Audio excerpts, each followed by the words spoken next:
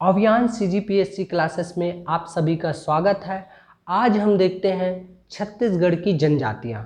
ठीक है, इनमें क्रमशः देखेंगे सामान्य परिचय, परिभाषा, विशेषताएं, संवैधानिक प्रावधान, जनजाति जनगणना और विकास प्राधिकरण एवं प्रकोष्ठ। तो सबसे पहले हम देखते हैं क्या, सामान्य परिचय। ठीक है, अनेक कारणों से भारत में मानव समाज का एक समूह पर्वतीय क्षेत्रों में निवास करने लगा। कालांतर में यह समूह विकास क्रम में दुर्गम स्थान में निवास एवं दूरी के कारण निरंतर पिछड़ते चले गए, क्योंकि विकास का प्रकाश सम्यक रूप से उन तक पहुंच नहीं पाया। वर्तमान में भी मानव समाज का यह हिस्सा सभ्यता एवं विकास के जिन सोपानों पर खड़ा है, निश्चित रूप से वह विकास के मुख्य धारा से दूर है। इन्हीं समुदायों को आदिवासी, वनवासी, वन्य जाति एवं जनजाति के नाम से संबोधित किया जाने लगा। जनजाति अंग्रेजी के ट्राइब के पर्याय है ना, जो कि संविधान लागू होने के बाद प्रचलित हुआ। अब देखते हैं जनजाति की परिभाषा। अनेक विद्वानों ने जनजाति को परिभाषित किया गया है, लेकिन हम यहाँ पर सिर्फ गिलिन एंड गिलिन के अनुसार परिभाषा देखेंगे। तो गिलिन और गिलिन के अनुसार जनजाति किसी भी ऐसे स्थानीय समुदाय के समूह को कहा जाता है जो एक सामान्य भूभाग पर निवास करता हो, एक सामान्य भाषा बोली और एक सामान्य सांस्कृतिक व्यवहार करता हो। पुनः देखते हैं, जनजाति किसी भी ऐसे स्थानीय समुदायों के समूह को कहा जाता है जो एक सामान्य भूभाग पर निवास करता हो, जो एक सामान्य भाषा बोलता हो और एक सामान्य सांस्कृतिक व्यवहार करता हो। ठीक है, अब इनकी विशेषताएं देखते हैं। तो अलग अलग वैज्ञानिकों ने, विद्वज्जनों ने, है ना, वैज्ञानिक नहीं, विद्वज्जनों ने, है ना, जनजाति की परिभाषा दी गई है ना। अब उनके अनुसार परिभाषा जब हम देखेंगे तो परिभाषा के अनुरूप ही विभिन्न प्रकार के लक्षण प्रदर्शित हुए। उन्हीं लक्षणों को क्रमशः हम बताते हैं। ये देखिए, उनको विशेषता के नाम से जाना जाते हैं। तो जनजाति की विशेषता है, जनजाति की विशेषता के अंतर्गत यदि आप देखोगे, है ना, तो सबसे पहले नाम है। तो जनजातियों का क्या होता है, एक विशेष नाम होता है। जनजातियों का क्या होता है, एक विशेष नाम होता है। दूसरा, जनजाति का परिवार समूहों का, ठीक है, जनजाति का परिवार समूहों का, है ना, परिवारों का एक समूह होता है। पहला क्या हुआ, जनजाति का एक विशेष नाम होता है। दूसरा, जनजाति का परिवारों का एक विशेष समूह होता है। किसी एक विशेष जनजाति समुदाय का जो भौगोलिक वितरण है एक निश्चित भूभाग पर रहता है। ठीक है। चौथा देखते हैं, प्रत्येक जनजाति का एक अपनी विशेष संस्कृति होती है। छठवां देखते हैं, जनजातियों की अपनी एक विशेष बोली और भाषा होती है। क्या होती है, जनजातियों की अपनी एक विशेष बोली और भाषा होती है। गोत्र एवं अंतर्विवाही संगठन होता है। गोत्र और अंतर्विवाही क्या होती है, समूहों की विशेषता होती है, संगठन विशेषता होती है। एवं स्वतंत्र एवं सुरक्षात्मक संगठन होती है। स्वतंत्र एवं सुरक्षात्मक संगठन होता है तथा इनमें स्वतंत्र प्रकार की राजनीतिक संगठन होता है जिसमें मुखिया सर्वोच्च होती है। समझ में आ गया। इस प्रकार इनकी विशेषताएं हैं। अब देखते हैं इनमें जनजाति में संवैधानिक प्रावधान। क्या देखेंगे, जनजाति में संवैधानिक प्रावधान देखते हैं। तो स्क्रीनशॉट ले लीजिए।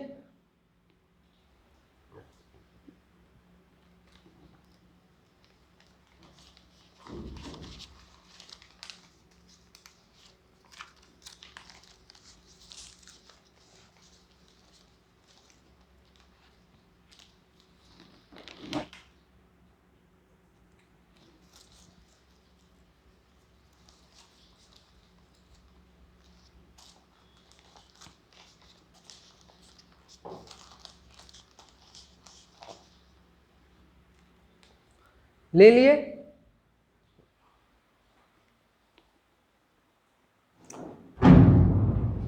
चलो संवैधानिक प्रावधान।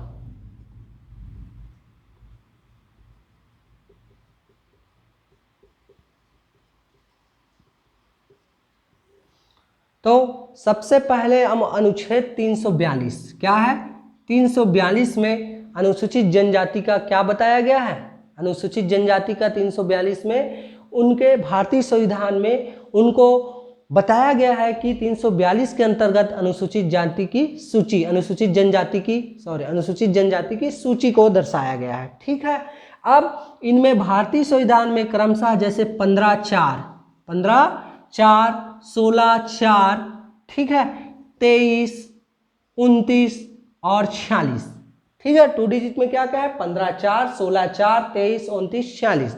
उसी प्रकार 164(1), 244, 275, 330, 332, 335 और 338 का, ठीक है, ये जनजातियों के संबंध में विशेष प्रावधान दिया गया है भारतीय संविधान में।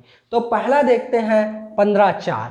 तो 15(4) में क्या दिया गया है? जनजातियों का सामाजिक शैक्षणिक रूप से विकास का प्रावधान दिया गया है। क्या दिया गया है? 15(4) में जनजातियों का सामाजिक और शैक्षणिक रूप से विकास का प्रावधान किया गया है। 16(4) में क्या किया गया है? राज्य को सरकारी नौकरी में जनजाति लोगों का प्रतिनिधित्व करने के लिए आरक्षण दिया गया है। क्या दिया गया है?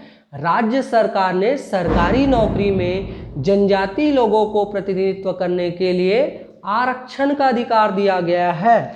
उसी प्रकार अब देखते हैं 23 में क्या दिया गया? अनुच्छेद 23 में जनजातियों से दुर्व्यवहार, बेगार और बंधक मजदूरी का निषेध करता है। क्या करता है? जनजातियों से दुर्व्यवहार, बेगार और बंधक मजदूरी का निषेध करता है। 29 में है, 29 में क्या है? जनजाति, अनुसूचित जो जनजाति है उस जनजाति को अपनी भाषा, बोली एवं संस्कृति को सुरक्षित रखने का अधिकार देता है।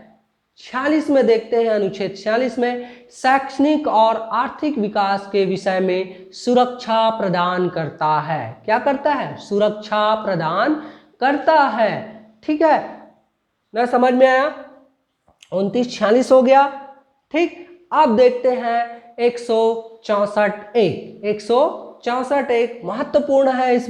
इसमें क्या होता है कि छत्तीसगढ़, एमपी और उड़ीसा, है ना, ऐसे जो जनजाति क्षेत्र है उसमें जनजाति मंत्री का प्रावधान का उल्लेख है।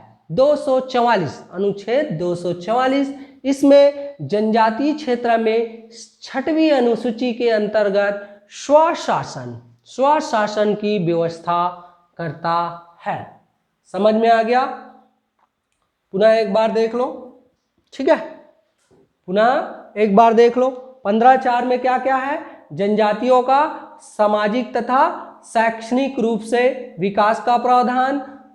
16(4) में है राज्यों को सरकारी नौकरी में जनजाति लोगों को प्रतिनिधित्व देने हेतु आरक्षण का अधिकार है। 23 में है जनजातियों के दुर्व्यवहार और किसका? बेगार एवं बंधक मजदूरी से निषेध करता है। 29 में है अनुसूचित जनजाति को अपनी भाषा, बोली एवं संस्कृति को सुरक्षित रखने का अधिकार देता है।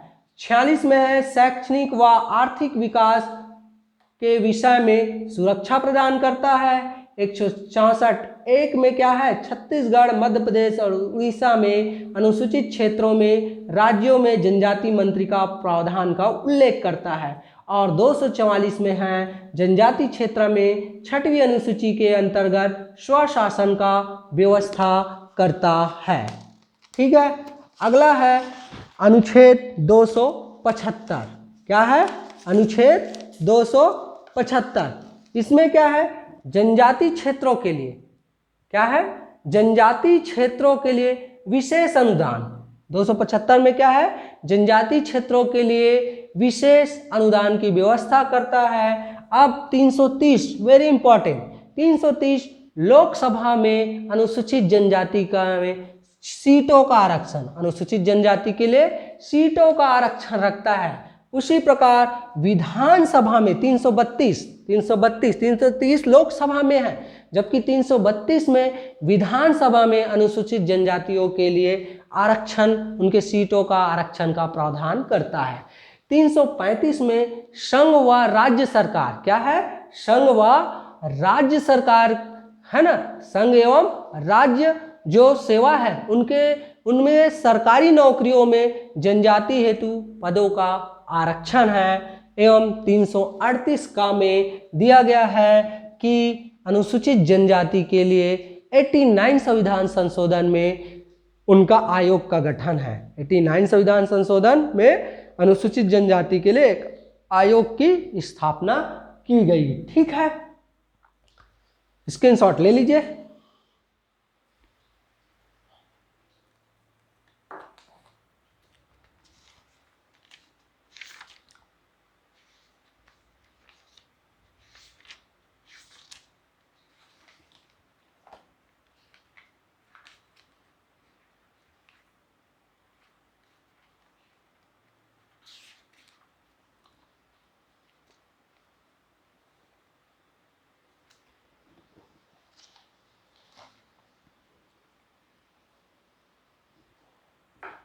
हो गया स्क्रीनशॉट। अब देखिए हम जनजातीय जनगणना। ठीक है, अब क्या देखेंगे, जनजातीय जनगणना।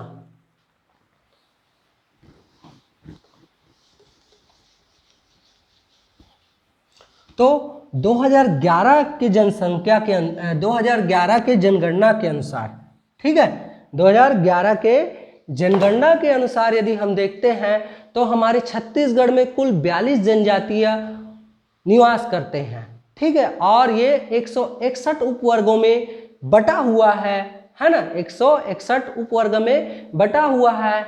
इसके अनुसार छत्तीसगढ़ में है ना, छत्तीसगढ़ में क्या है, छत्तीसगढ़ बोलना, पहले भारत में देखते हैं तो भारत में 29 राज्य और 7 केंद्र प्रदेश शासित प्रदेश में 705 अनुसूचित जनजातियों का उल्लेख मिलता है ना, जो कि सामान्यतः दुर्गम पहाड़ी एवं जंगल है ना, जंगली अंचलों में निवास करते हैं। और अभी यदि देखा जाए तो इनकी जनसंख्या है 10,42,81,034। क्या है, 10,42,81,034। ये है भारत में, है ना, भारत में जनजातियों की जनसंख्या है, जो कि भारत के कुल जनसंख्या का 8.2% है। भारत की कुल जनसंख्या का 8.2% है। अब यदि देखा जाए हमारे छत्तीसगढ़ में जनजाति जनसंख्या, तो हमारे छत्तीसगढ़ में जनजाति जनसंख्या देखेंगे तो कितना है, 78,22,902। कितना है, छत्तीसगढ़ में जनजाति जनसंख्या कितना है, 78,22,902 है। समझ में आ रहा है। और इसमें पुरुष और स्त्री, तो पुरुष की जनसंख्या क्या है, पुरुषों की जनसंख्या यदि देखा जाए 38,73,191, 38,73,191 पुरुष की है, जबकि स्त्री जनसंख्या है 39,49,711। ठीक है, पुरुष की क्या है 38,73,191, जबकि स्त्री की 39,49,711 है। समझ में आया। और इस प्रकार यदि देखा जाए तो ये देश के कितने जनसंख्या है ना, देश में कितने हैं, कुल देश की कुल जनसंख्या 6.2%। कितना है, 6.2%। कितना है, 6 है ना, देश की जनसंख्या का कितना हमारे छत्तीसगढ़ में 6.2% है। भारत की जनसंख्या का कितना है, 6.2%, जबकि छत्तीसगढ़ जनसंख्या का 30.62%।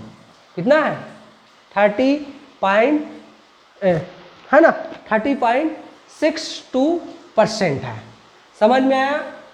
अब इसमें जनजाति में साक्षरता देखते हैं। जनजाति में साक्षरता, जनजाति में यदि हम साक्षरता देखें तो टोटल है 50.11। कितना है? 50.11%। ये है हमारे जनजाति में क्या साक्षरता। इसमें भी पुरुष और स्त्री है, पुरुष साक्षरता और स्त्री साक्षरता। तो पुरुष साक्षरता में यदि हम इसको 8% जोड़ दें तो 58.85। देखो 58, इसको उल्टा कर दो 0.85%। ठीक है। जबकि स्त्री में साक्षरता परसेंट यदि देखा जाए तो 41.38%। कितना है? 41.38%। इस प्रकार छत्तीसगढ़ की जनजाति में इनका साक्षरता और जनसंख्या है। साथ ही हम देखा जाए तो जनजाति का लिंगानुपात है ना, यहाँ पर देख लेते हैं जनजाति का लिंगानुपात। लिंगानुपात, ठीक है, लिंगानुपात। तो लिंगानुपात कितना है? 1020। जनजातियों में लिंगानुपात कितना है? 1020। लिंगानुपात किसे कहते हैं? 1000 पुरुष में स्त्रियों की जनसंख्या। लिंगानुपात अर्थात छत्तीसगढ़ में जनजाति लिंगानुपात 1020 है, जो कि स्त्रियों की समानता को प्रदर्शित करते हैं। यदि जनसंख्या के दृष्टिकोण से देखें तो जनजातियों की जो जनसंख्या है छत्तीसगढ़ में जो है इतना है ना 78,22,902। यदि हम देखें तो 7वें क्रम में है। कौन से नंबर पे है? जनसंख्या के दृष्टिकोण से 7वें क्रम में। तो पहले क्रम में कौन है जी? आइए देखते हैं। तो पहले क्रम में एमपी है। क्या है पहले क्रम में? क्या है?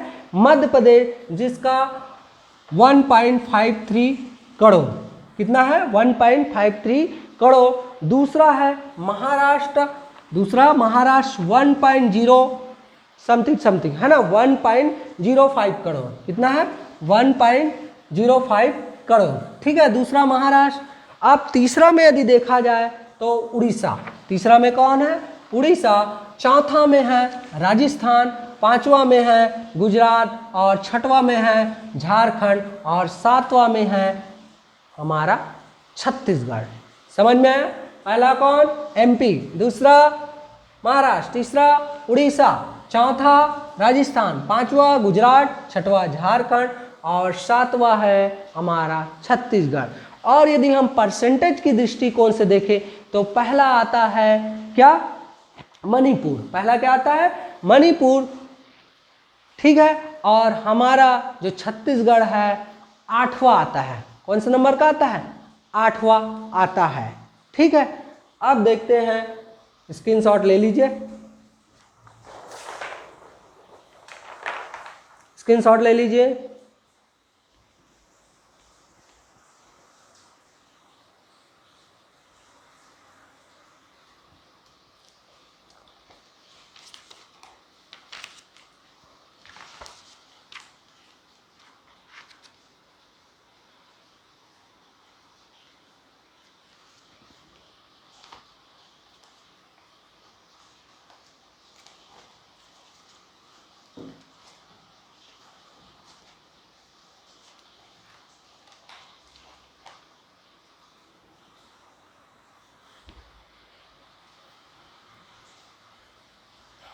हो गया। अब देखते हैं जनजातियों का विकास प्राधिकरण एवं प्रकोष्ठ। क्या देखेंगे? जनजातियों का विकास प्राधिकरण एवं प्रकोष्ठ।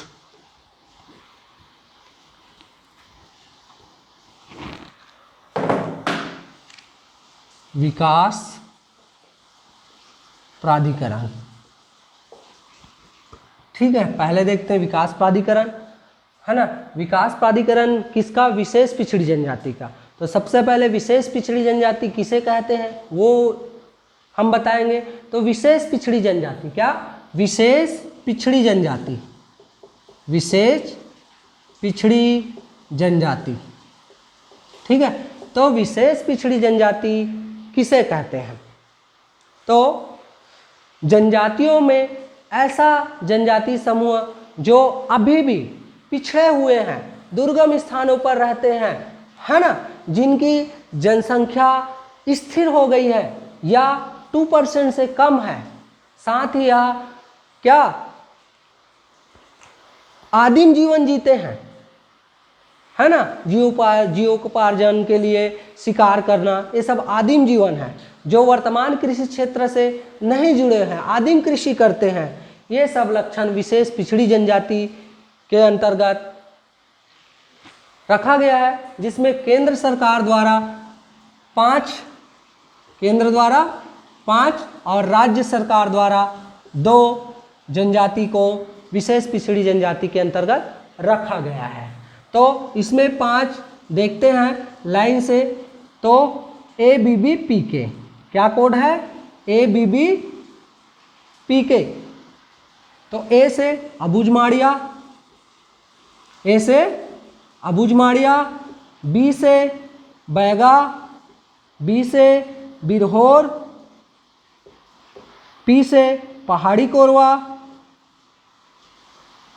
और के से कमार। ठीक है, ये 5 जनजाति है। राज्य द्वारा 2 ठो है, पंडो और भुंजिया। 2 जनजाति को विशेष, है ना, विशेष अन्य पिछड़ी जनजाति, विशेष पिछड़ी जनजाति के अंतर्गत, है ना, विशेष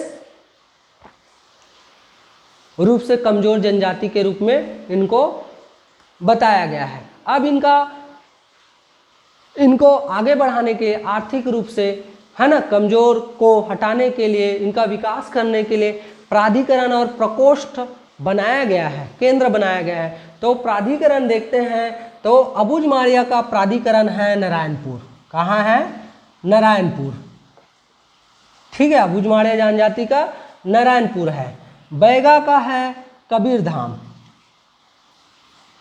है ना, बैगा का क्या है, कबीरधाम।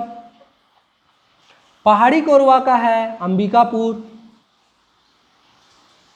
कमार का है गरियाबंद।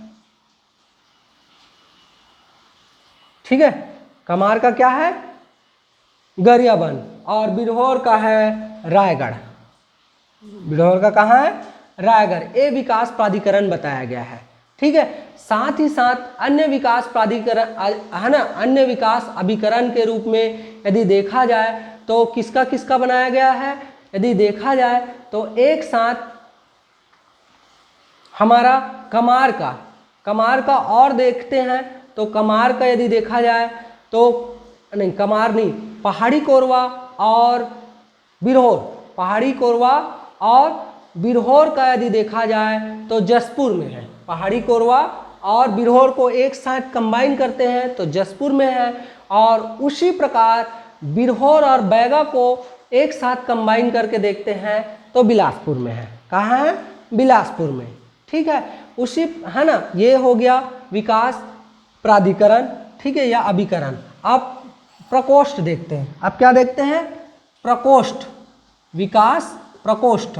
तो प्रकोष्ठ के अंतर्गत यदि हम देखें तो ठीक है, तो बैगा का प्रकोष्ठ कहाँ कहाँ है, राजनांदगांव, कोरिया और मुंगेली। बैगा का जनजाति का प्रकोष्ठ कहाँ कहाँ है, राजनांदगांव, कोरिया और मुंगेली। उसी प्रकार बैगा और बिरहोर का कंबाइन प्रकोष्ठ धर्मजयगढ़ है। और पहाड़ी कोरवा का विकास प्रकोष्ठ बलरामपुर है। पहाड़ी कोरवा का कहाँ है, बलरामपुर। तथा कमार जनजाति का प्रकोष्ठ कहाँ का है, नगरी है, महासमुंद है और भानु प्रतापपुर। कहाँ कहाँ, नगरी, महासमुंद और भानु प्रतापपुर।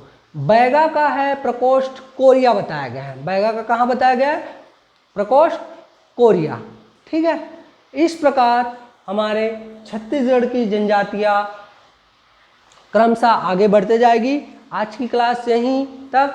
यदि आपको हमारी क्लासेस अच्छी लगती है तो लाइक करें, सब्सक्राइब करें और बेल आइकन को दबाना न भूलें और कमेंट कीजिए। ऐसे ही हम निरंतर अच्छी वीडियो लाते रहेंगे। धन्यवाद।